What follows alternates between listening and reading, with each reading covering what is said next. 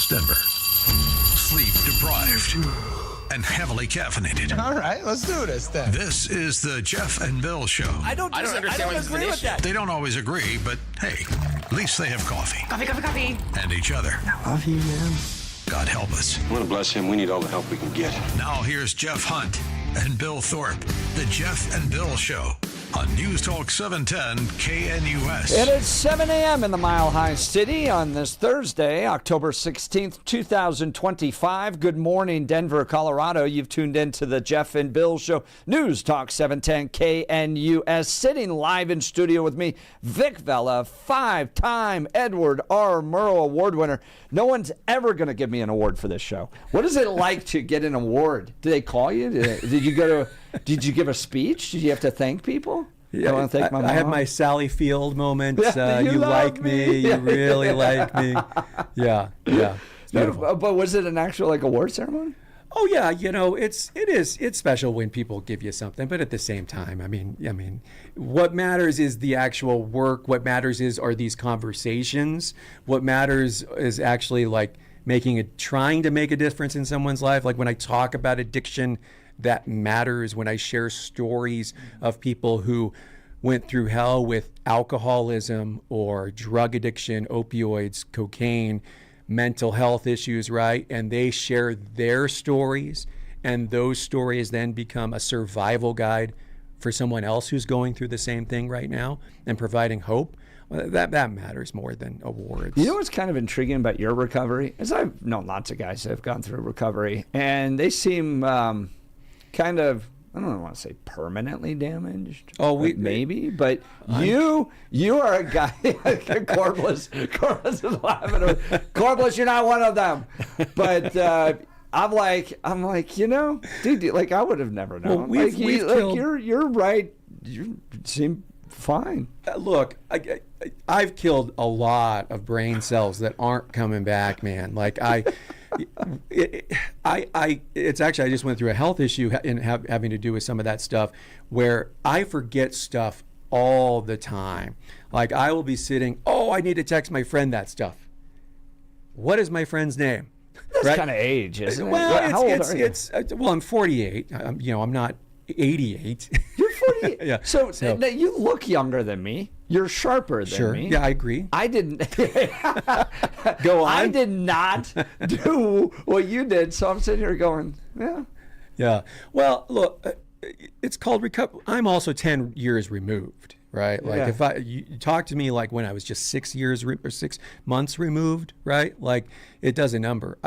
Trust me, there are studies that show that I was a heavy cocaine user, and the permanent damage that it does to the brain, well, it is permanent, right? You don't get those things back. And I think that's why you might be referring to a lot of people who might be a little space cadet-y who are in recovery, and God love us, because we used to self-medicate those problems away, but now we don't do that. Yeah. I'm just impressed, man. I appreciate Sharp. that. Yeah, I appreciate that. Having fun. All right. We are... Vic Vela's co-hosting today. He's going to be with me for the entirety of the show. Feel free to give us a call, 303-696-1971. Tony and Littleton. Let's go to the phone lines, and then we'll get to Blake. Right. You want to take a call? Sure. Absolutely. All right. Tony and Littleton, you're on with Jeff and Vic. Good morning. We lost him. Was that self-induced? Okay. That's too bad. Call back, Tony. Yep. We'll get you back on. But feel free to join the conversation. 3674. Jeff, I got my aunt listening in Toledo. Well, good morning. Hey. Toledo, Ohio. That's awesome. We're becoming a home of the national Rockets. Show. Is that Toledo Rockets? I thought it was the Mud Hens. I don't know who the Mud Heads are. The Mud Hens. Mudheads, the Toledo Mudheads. I thought there was the Toledo Mud Hens. I thought that was one of their. What is a mud hen as opposed to a regular hen? Yeah. Would you say that on air, or did you just say that in my ears? I can't tell without him. Oh, I said that in your ear, but the Toledo Mud Hens is their AAA baseball team. There we go. Who are the Toledo Rockets? Is that the women's basketball team? University of Toledo. I think it's the Rockets. Okay. This is fascinating. There you go. Good radio at 7 in the morning. All right, now it's time. We're going to finally get it going with Blake Olson, News and Comment. Blake Olson. Blake Olson, News and Comment.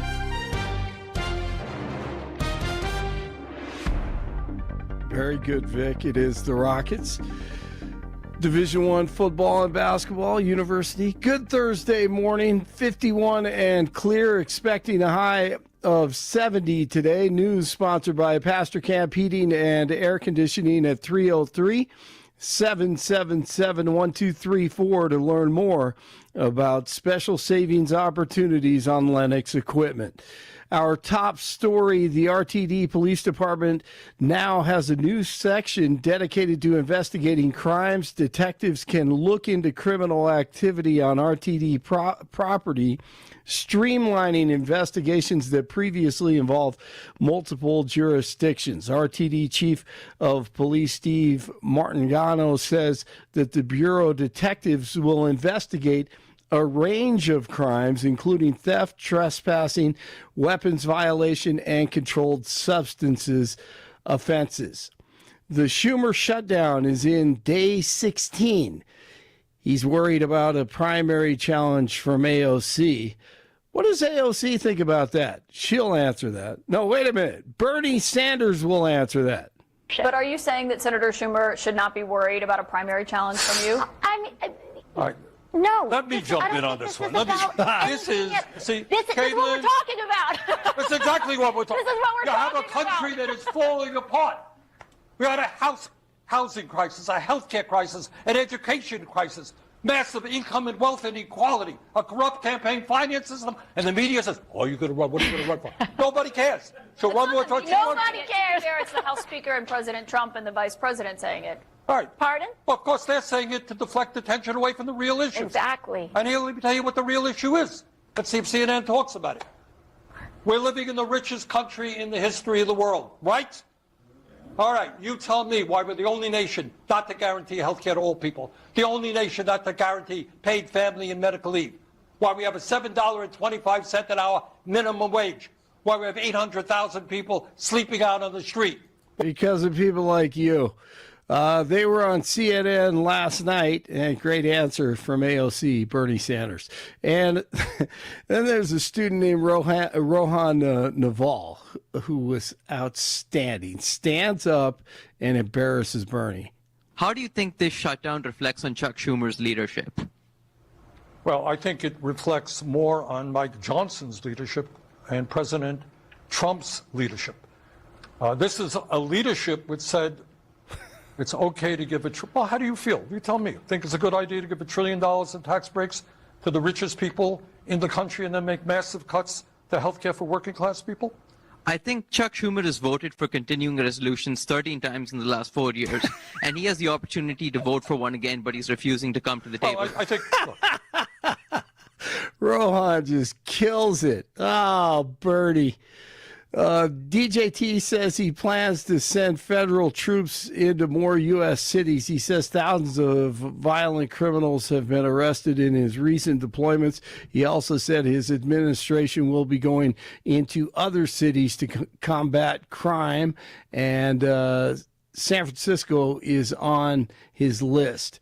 Hamas says it has returned all the dead hostages that it can to Israel. The ceasefire agreement between Israel and Hamas called on them to turn over 28 deceased hostages within 72 hours, but they have only returned 9 bodies so far. Hamas says it would take significant efforts to recover the remaining bodies from the destruction in Gaza.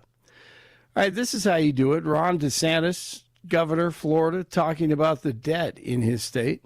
If you look at our state, if you take all the debt that the state has accumulated over its 180-year history, just since I've been governor, by the end of this fiscal year, we will have retired 50% of the state's total historical debt over 180 years. Now, part of that is we did an accelerated program.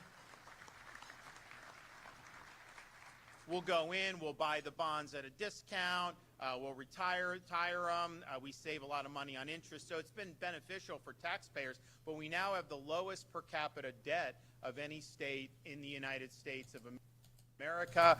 And that is how you win. And the great news of the morning. A Christian revival across the country. Bible sales increasing over 40% since 2022. Religion app downloads surging nearly 80%. That increase since 2019. And Christian music Spotify streams up 50% from 2019. And that's mostly young people. That is great. Blue Jays over the Mariners in Game 3 of the ALCS last night, 13-4. Football tonight, the Bengals play host to the Steelers and Aaron Rodgers. And yes, great job by Vic. Once again, Toledo is the Rockets, the University of Toledo, and the Mud Hens, the minor league baseball team, as Adam mentioned, AAA. 51 in Parker, 50 in Arvada, 53 in Denver. The Jeff and Billy show continues with Vic in the seat for Billy. Blake Olson, News Talk 710 KNUS. Your 710 5-day forecast still might have a light shower into early Thursday. Otherwise, skies mostly cloudy. Temperatures early on will be in the lower 50s. An early morning shower, then sunshine for Thursday. Highs going to be in the middle and upper 60s. Lows low 40s and clear Thursday night. Sunny, mainly dry, pleasant for Friday and into the weekend. Friday and Saturday, highs will be in the mid-60s with lows upper 30s, low 40s. Back in the mid-70s Sunday. Meteorologist Don Watzel in the 710 KNUS Weather Center.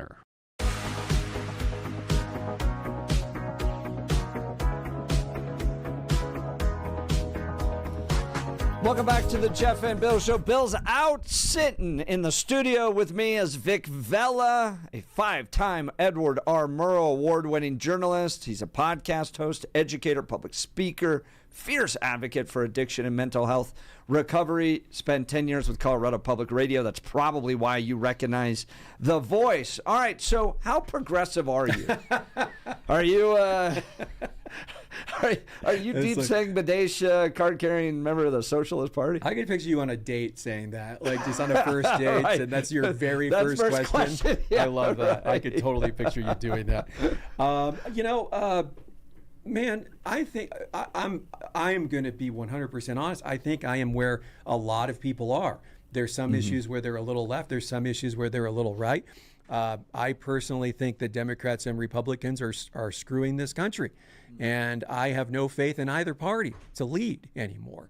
What is it that drives you crazy? Is it the special interests that is in politics? The way the system's set up? I mean, what would you like to see? I mean, well, where do you begin? I mean, this is only a 4-hour show, first of all. I think where Democrats... Look, I come from a family. We talked about my family earlier in the first hour. Many Democrats in my family, hardcore Democrats going back generations, right? These are people who idolize JFK and LBJ and FDR, right? At a time when, I remember asking my grandma, Grandma, why are we Democrats when I was a little kid? And she said, because Democrats are for the poor and for working people.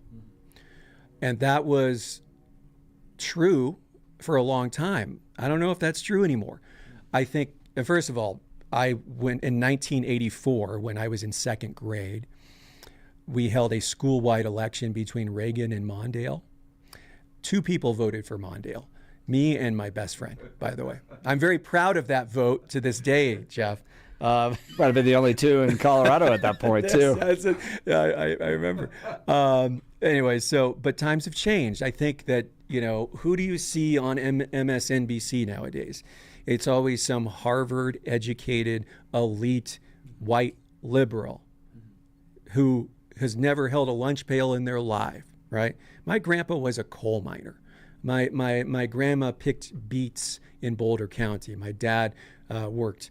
my mom worked, we work, right? And there was a time when, Democrats represented working families. There was a time when, Democrats talked about actually helping people instead of talking about identity issues every darn day. Look, I check a lot of identity boxes, right? Like, you know this. Like, you want to go toe to toe with me on identity, bring it on, because I will tell you that I'm gay, I'm Hispanic, right? We could go down the list.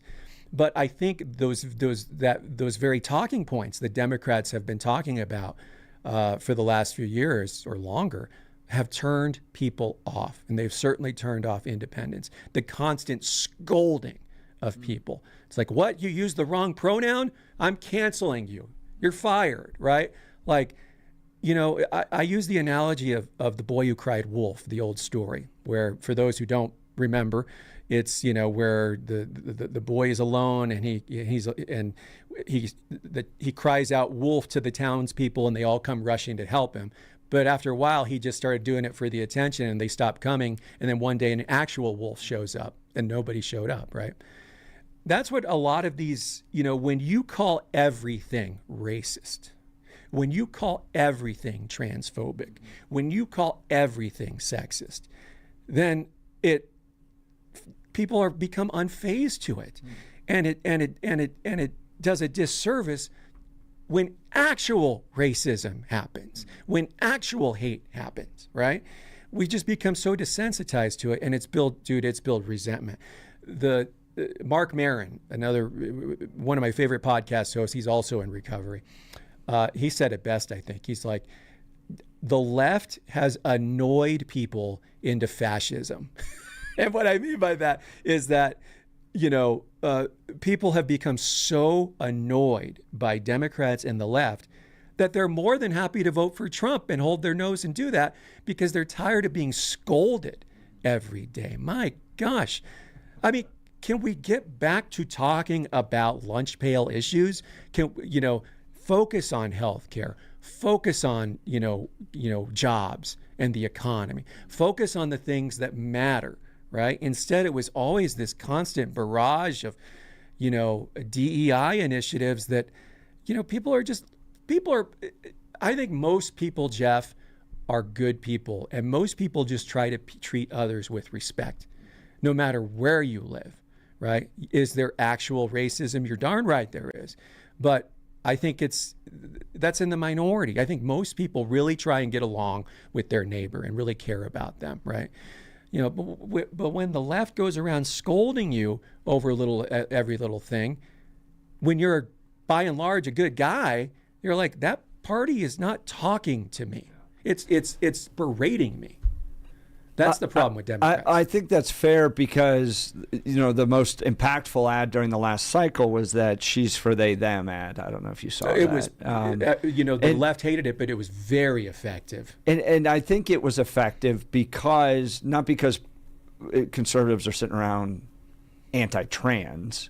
It's not something that goes on in our minds during the day, right. But it showcased that they were just so wildly out of touch, right? Like, you're dealing with skyrocketing inflation, and somehow even what's occupying even an ounce of Kamala Harris's mind is sex change operations for illegal immigrants. And you're just sitting there going, really?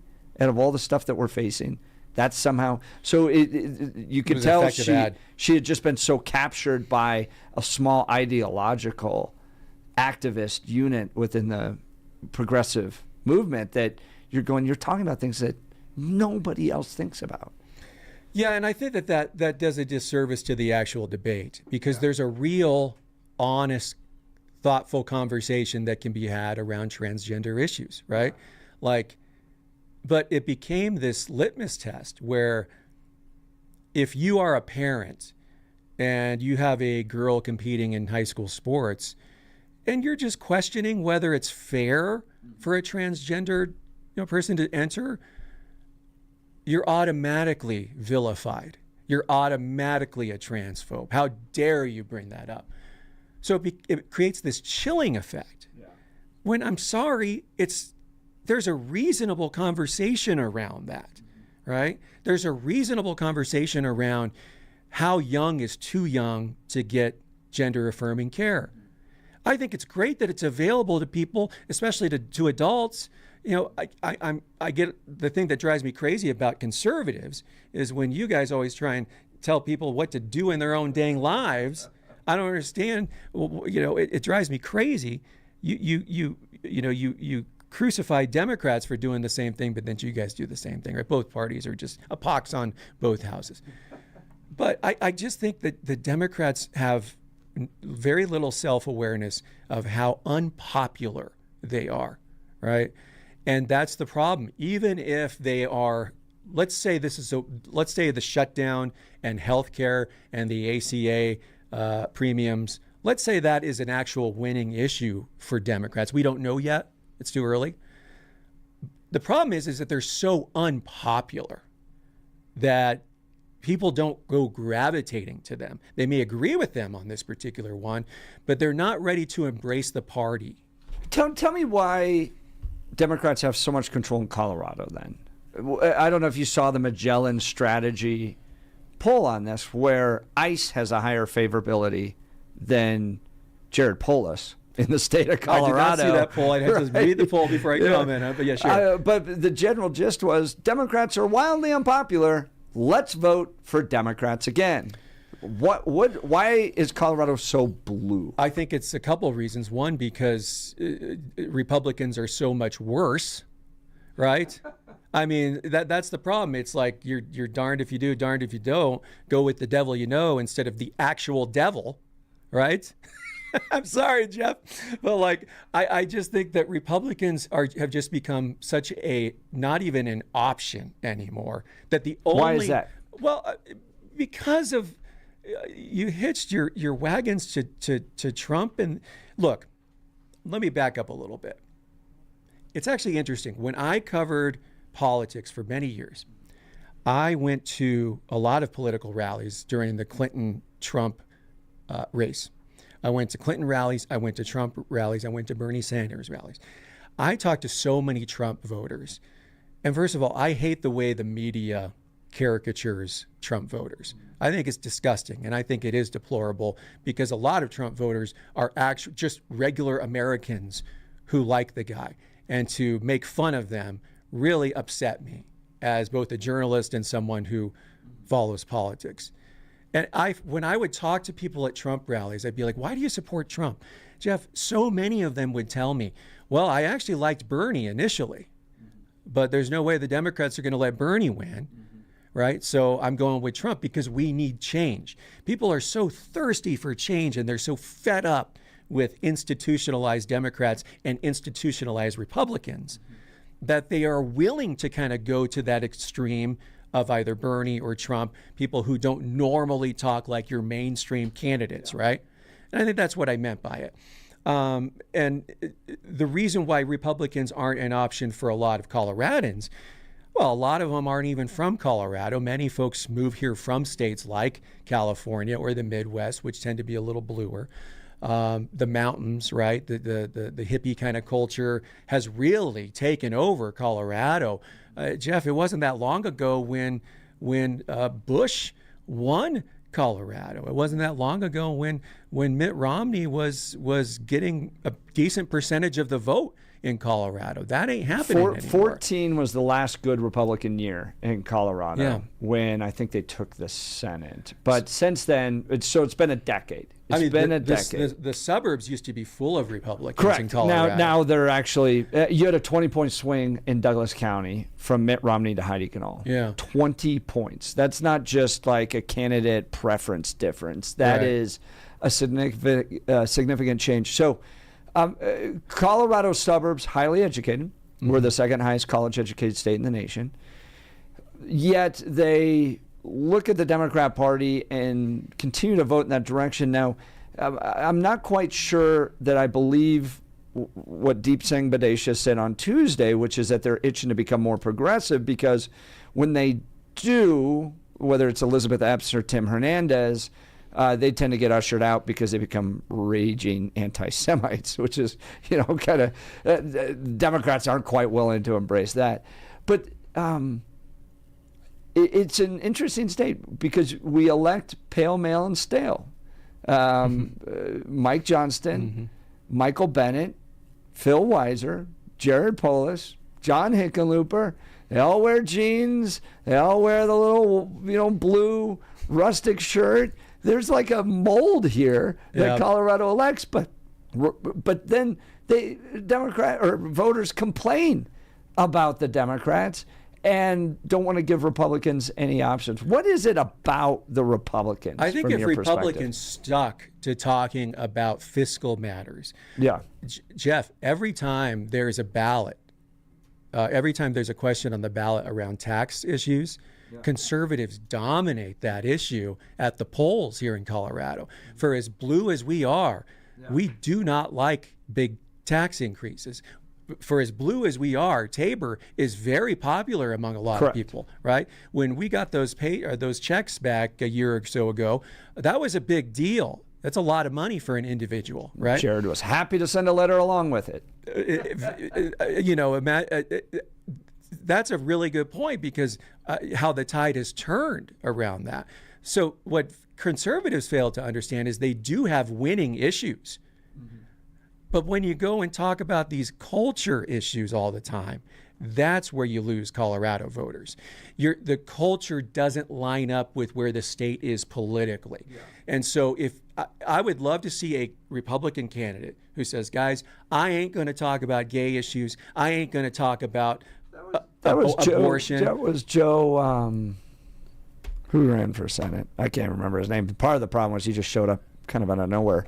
But if they just stuck to issues that matter to people, might be better results. But let's be honest. Joe Day. But the numbers just aren't in your favor. Yeah, right? I think it's a demographics issue, but I also think it's an education issue. But I also don't think it's good for any state to have a super majority of total control. It's because you want to talk about social issues. My goodness, every time the state capitol gets together, it's House Bill 1312, for instance, will criminalize you if you misgender somebody. And I know that's a bit of an exaggeration on what that law did, but the left seems perfectly happy to have taxpayer-funded abortions. So they're willing to push the social issues. And maybe to your point that the voters don't seem to want to penalize them for it, no matter how progressive the social issues want to be. But I go down and I testify at the state capitol. I go to these rallies, and I feel like I'm facing something that is much bigger than just preference over parties or even personality. It's an education issue from my perspective, that if you grow up and go to government-run schools, and what I mean by that are not charters, not public schools that would include charter schools, but actual brick-and-mortar government-run education, you never really hear the conservative worldview or what the principles are that make up the conservative worldview, right? So the reason we want limited government is not because we necessarily, want to shrink a government and not have those services. It's because we believe that there's a system to this world. And when you have strong families, for instance, mom and a dad, raising kids, male and female, pouring those values into children, it contributes to human flourishing. I think there's a lot of studies that showcase that. So the ultimate strength of a strong, healthy society comes from the quality of the families that exist there. We want those families not to be burdened with high taxes. We think that families do a better job raising kids than the government's going to do. And the government oftentimes steps in when you have brokenness that takes place at the family level. So we think there's a God. We think he set up the world a particular way. We think if we abide by that, it leads to human flourishing. I think we both want human flourishing. We see the government as having to step in when there's brokenness that takes place further upstream. Does that make sense? So why can't all candidates talk like that instead of, hey, let's talk about cats at Jeffco schools? I mean, it's just, come on, man. Like, some of the things that you all talk about, I think just really turns people off who might be sympathetic to a lot of the things you're talking about. That's the problem. Talk about those issues on a human level, and I think you'd see those numbers tighten up. Oh, Vic Vela live in studio. Text messages coming in. Holly from Lakewood saying Vic's a very likable liberal. Oh, the likable liberal. It's Glad like a to see golden they book. still exist, but you guys are like unicorns out there now. the likable little liberal, the golden book story. Vic Bell is live in studio with us. Feel free to give us a call. Frank will get to you in a second. We're having a ton of fun this morning. All right, so for many of us, it's happening. Your hair's thinning, your crown's disappearing. Maybe hair loss has you feeling your identity's lost altogether. Well, I got good news for you. It's an incredible yet simple one-day treatment that starts growing your own natural hair the very next day, and it's guaranteed to grow for life. It's the Advanced FUE from Advanced Hair. Look, we've all seen the pills and lotions that come with monthly subscriptions. They help retain what you have, but what if what you want is your own natural hair permanently in specific areas? From Advanced Hair's state-of-the-art facilities to world-class Dr. Tanya Pauls, it's not maybe your hair will regrow. It's guaranteed that your new hair will grow.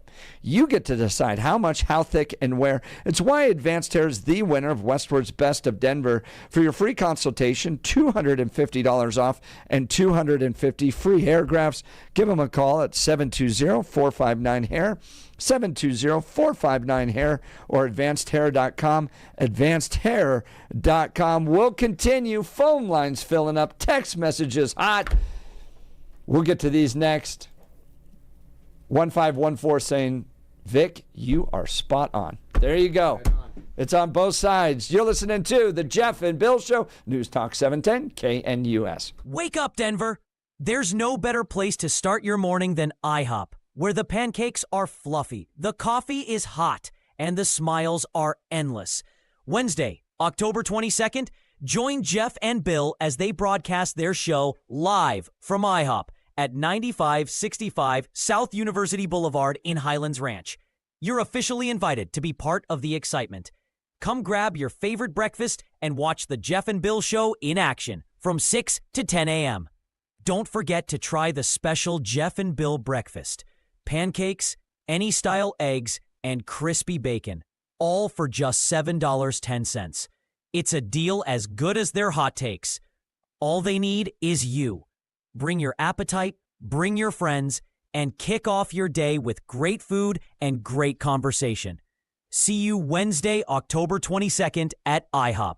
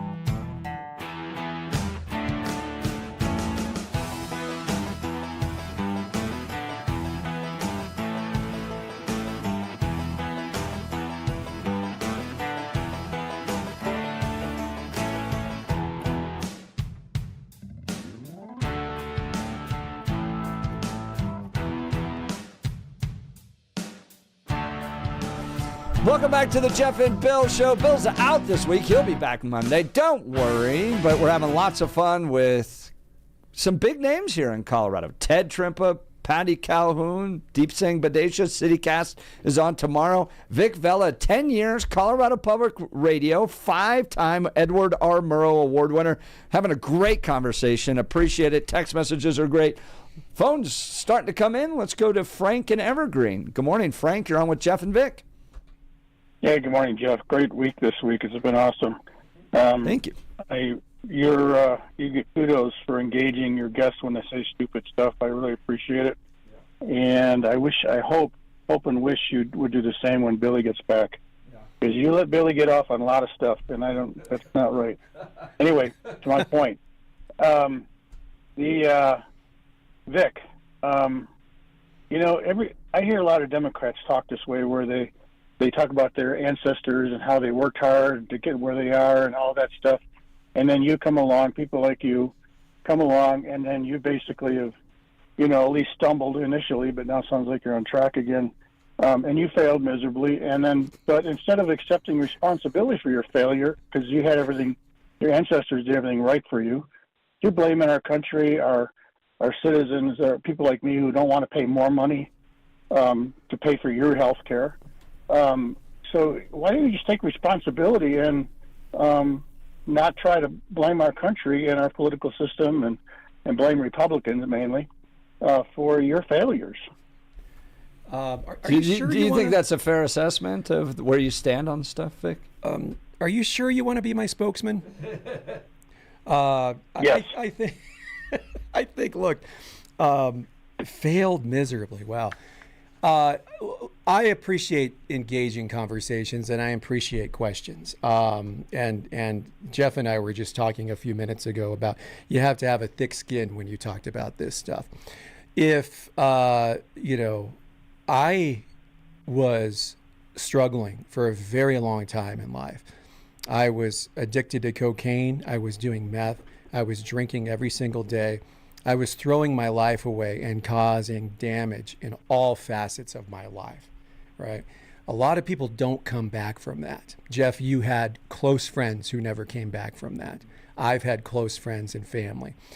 I think a lot of listeners out there who are listening right now, whether they agree with me politically or not, or philosophically or not, knows someone in their family or a good friend who has struggled with addiction. And I decided one day to say the most courageous 3 words I've ever said in my life. I need help. And thank God I did that, because the next morning a friend took me to a recovery meeting, and I've been in recovery ever since. And so what I try and do now is I try and give a little piece of my recovery to those who are still struggling, in hopes that my story can help someone who was in my shoes at one point, right? So, but you still think that I should work harder to pay for your health care? That's not what I think, and that's not what I said, sir. As a matter of fact, well, that's the reality of it. I mean, somebody's got to pay for it. Well, I think the larger issue when it comes to when we talk about the issue of Obamacare, and I was just talking to Jeff about this in this current debate, is that there's always a repeal from the conservatives, and there's always a repeal effort from Republicans, but there's never a replacement. If we just get rid of Obamacare right now, the whole healthcare system would fall apart because there's no replacement in place. And I think that's exactly why Trump couldn't get the replacement is to carry on the way your parents and grandparents taught you, and take responsibility for your own life, your own costs in life. We all have costs, and your decisions you make, and not try to blame Republicans or even Democrats in some cases, our government, white people, whatever, for you not picking up the ball and running with it that your grandparents and parents gave you. That's a simple replacement right there. Well, I understand in the process there has to be some everything is a transition, right? Now for the last 50 years of my life, we have been moving down this socialism, communism route. Now we're kind of maybe turn the corner and go back a little bit. And there's got to be a transition, because there's a lot of people who just have no ability to manage their own life because they have been so cared for by our system. And there needs to be a transition. I agree with that. But we need to get back to the point where people take responsibility for their own life. I appreciate the question. Let me just add one more thing. Right. Just go ahead. I think my parents and my grandparents and my ancestors would be very proud of me today. Well, and I think you've done a good job demonstrating how you can take control. But Frank does bring up the point that we're at a spot now where you do have to tax people in order to provide those Obamacare subsidies. But the challenge is, Frank, it's much bigger than just repealing Obamacare. I think that healthcare itself is too murky. We don't know costs associated. It's not really a true free market. If we try to go back to the way things were just prior to Obamacare, I don't think that system was all that great as well. So I think part of the challenge that we find ourselves in, Frank, is that it would require a pretty significant overhaul of the entire system. Do you think we could ever get back to that? Well, obviously I don't have the answer to that, and there's been so many smart people, including you, Jeff, who have mentioned that and don't have the answer either. But I do know that the answer is not to just dump more money at it and tell people we'll take care of you no matter what. The cradle to grave concept, that cradle to grave concept has got to go away. And I believe in my heart, it won't happen in my lifetime because I'll probably worm food by the time it happens. I believe in my heart that the younger kids, and my kids included, recognize that this cradle to grave thing's got to end. And that's why they all voted for Trump. And, Trump is not a Republican, traditional Republican. He's a populist. He's not even a conservative. And people throughout both parties. Now, Trump had to run in a party, so he ran as a Republican. But he is not a Republican, and you can hate, and people can hate him all they want for being a Republican, but he's not a Republican, not a traditional Republican. So I don't have the answer for you, Jeff, because it's obviously a very complex question. Yeah. But I do know that most things can be solved in capitalism with supply and demand. Yeah. Not everything. We still have to have a safety net, but most things can be solved, and unless we start that journey down that path, we're never going to get there. Yeah, I agree with that, and it's just going to continue to get more and more expensive and more regulated. Frank Evergreen, thanks for the call. His line is open at 303-696-1971, 303-696-1971. Not fair, I think, in his description of you, because you have in many ways had to overcome some of the stuff that's some of the greatest challenges I think a human being can come over, and what you've had to do. So I didn't think that was a fair description. Oh, and it's okay, Jeff. I have been in the back of ambulances after overdosing. I have had drug deals gone bad where I've had guns pointed at my head. Like, I can handle a tough question. Well, if someone says to me that I'm a failure, that ain't nothing. I got news for you. So I think, and also look, if we're going to have these conversations, if you're someone who has a microphone and has a platform, there are going to be a lot of people who don't like what you have to say, and you have to respect that. Now, you hope that it doesn't get too personal, right? And I think that's how we try to talk about these things. Jeff, you and I would not agree philosophically on the role government should play in healthcare. Correct. That's okay, because reasonable people can have those conversations. Yeah, but I just want to make it crystal clear. You're absolutely not a failure. You have overcome tremendous odds, and it's an honor to have you in the show. Oh, I appreciate that, man. Thank you so much. All right, we'll continue. Speaking of great guys, did you see that award that Dan Kaplan had? $200 million award he won. You're kidding. $200 million. $200 million. Yeah. Do you want to know who he represented? You remember that little girl who fell off the ride at the Glenwood Caverns? Okay. And then fell down and died? I remember right? that. Okay. So initial negotiations on a settlement, right? Dan discovers that that the company had a workaround for the alarms that were going off, that they trained their employees. So it was an official procedure that when the alarms were going off that the seatbelts weren't on, you pressed this button, that button, this button, cleared it out. So you could run the ride when the alarms were going off, that the seatbelts weren't on.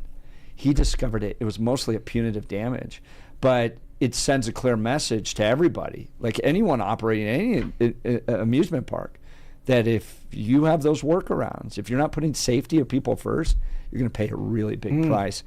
Dan Caplis Law, proud sponsor of the Jeff and Bill Show, former seminarian, dedicated the last 40 years of his life to helping people who are hurt in serious motor vehicle crashes. Dan is believed to be the only lawyer in Colorado history to win 5 straight multi-million-dollar verdicts in Colorado crash cases. Dan is also believed to have won the largest truck crash verdict in Colorado state history. Dan Caplis Law, the official law firm partner of the Denver Nuggets and the Colorado Avalanche. Dan Caplis Law, a serious firm for serious cases. Dan accepts righteous injury cases on a percentage fee basis so that he can represent good people from all walks of life without regard to ability to pay. So if you need Dan's help, give him a call. Here's the phone number, 303-770-5551, 303-770-5551, or hit dancaplisLaw.com. That's Dan, C-A-P-L-I-S Law.com. Jeff, Vic Vela continues. You're listening to 710 KNUS.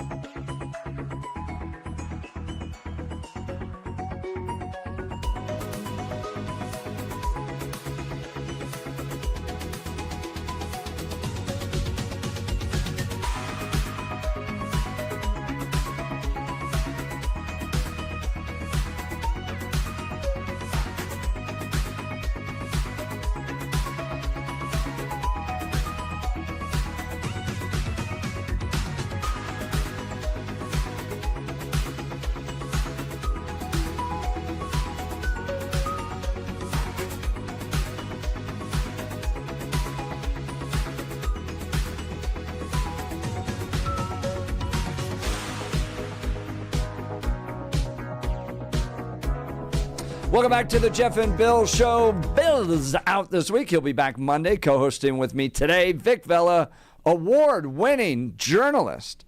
Let's go to the phone lines. Kevin Littleton. Good morning, Kevin. You're on with Jeff and Vic. Good morning, Jeff. Vic, how are you? Hey. So let's talk about insurance.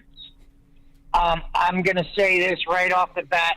Barack Obama, when he got elected, spent all, if not most, of his political capital putting a wedge in a fragile healthcare system that everybody around the world, if they had money and got cancer or needed a heart or a kidney or a lung or something, would fly here and get it done. So you talk about all these like misnomers. Like you own a nonprofit, that's your job, and you can't afford health care without a subsidy. If that was me, my dad would tell me to get a job and do your nonprofit as a hobby on the side. Now, having said that, we talk about insurance. Kevin, hold on, Kevin. Well, I understand that position. Too, also, if I was out there trying to shop, it's wildly. I've been on Cobra before, and it's crazy how much a family has to pay. A family of six like us. Crazy. I mean, I'd be working 5 jobs to cover it. So it's expensive. But look, this is what insurance is: risk management. Okay, that's all it is. So if you can't afford going to the doctor and that kind of stuff, you used to be able to, before Obamacare, buy catastrophic coverage. You used to be able to buy, you could still buy accident plans, hospital indemnity plans. They're all cash plans where they pay you money if something happens to you, including cancer. So you can buy all that stuff for about as much as you buy at Starbucks every day on your way to work. So all that stuff used to be out there, and you could afford it.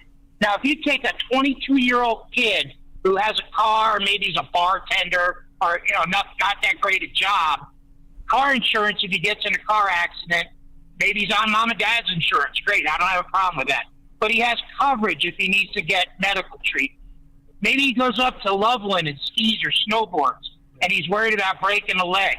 For about $30 a month, he can buy an accident plan that'll fix his leg when it breaks. Kevin, we're up against the end of the hour. I want to give Vic a chance to respond. Vic, we got about 20 seconds. Man, I just think that this debate is really important to have, and I may not agree with some of the callers, but I appreciate the conversation, because here's the issue. We were just talking about this during the break. Obamacare is the only show in town. And if you get rid of it, and if you get rid of the subsidies without replacing it with something else, it's going to be catastrophic. So we could talk all we want about how much we hate it. Where is the replacement? And the other side has had years to come up with one, and they got nothing. All right. What's your response? Join the conversation, 303-696-1971. You're listening to the Jeff and Bill Show, News Talk 710, KNUS.